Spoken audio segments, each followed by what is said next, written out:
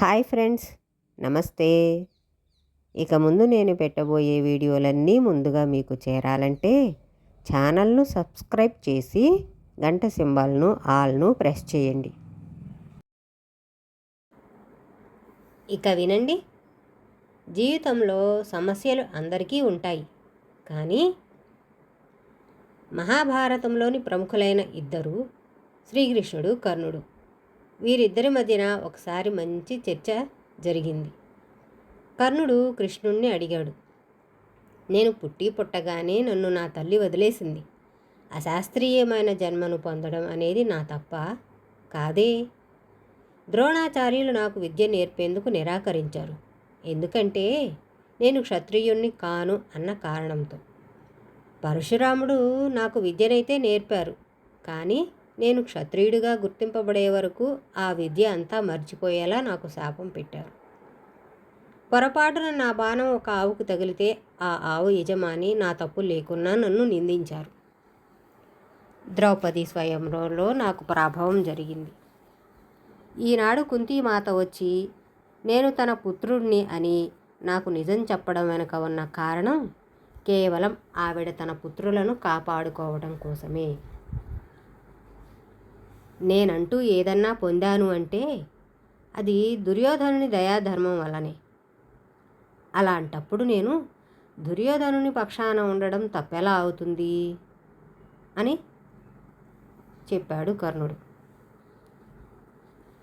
దానికి కృష్ణుడు సమాధానంగా కర్ణునితో ఇలా చెప్పాడు, నేను పుట్టగానే కారాగారంలో పుట్టాను.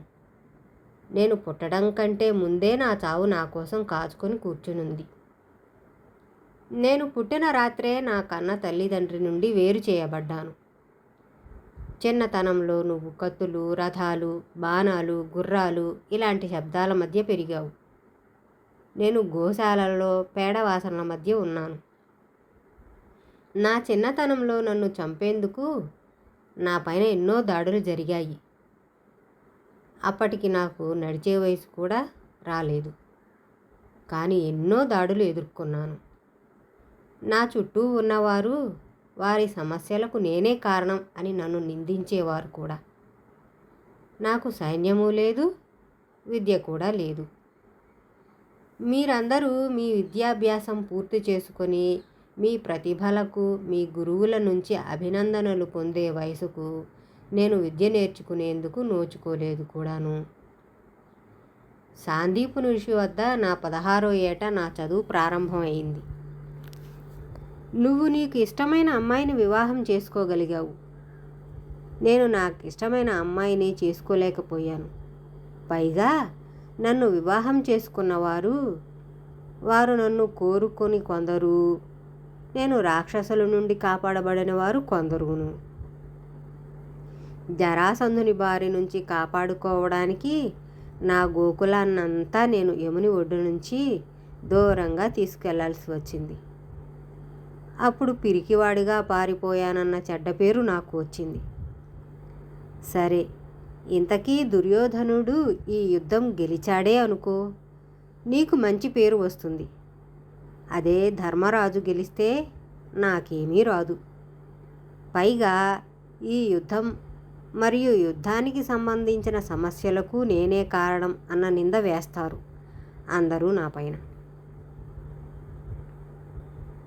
ఒకటి గుర్తుంచుకో కర్ణ, జీవితంలో సమస్యలు, సవాళ్ళు అందరికీ ఉంటాయి. జీవితం ఏ ఒక్కరికి పూలబాట కాదు. అన్ని వేళలా అంతా సవ్యంగానే ఉండదు. దుర్యోధనుడు అవని, యుధిష్ఠిరుడు అవని, అందరూ జీవితపు దెబ్బలు రుచి చూసిన వారే. ఏది సరి అయినదో, ఏది ధర్మమో నీ మనసుకు, నీ బుద్ధికి తెలుసు. మనకు ఎంత అన్యాయం జరిగినా, మనకు ఎన్ని పరాభవాలు జరిగినా, మనకు రావలసినది మనకు అందకపోయినా, మనం ఆయా సమయాల్లో ఎలా ప్రవర్తిస్తామో అదే మన వ్యక్తిత్వం. అదే చాలా ముఖ్యమైనది. జీవితం ఆటుపోట్లు భరించామనో, మనకు చెడు అనుభవాలు ఎదురయ్యాయనో అనే కారణాలు మనకు అధర్మ మార్గంలో ప్రయాణించేందుకు అనుమతిగా అనుకోకూడదు. మనం బాధపడ్డామని జీవితాన్ని చెడు మార్గంలోకి నడిపించకూడదు. ఏ పరిస్థితుల్లో అయినా ధర్మాన్ని వదులుకోకూడదు అని కర్ణుడికి కృష్ణుడు బోధించాడు. కృష్ణం వందే జగద్గురుం.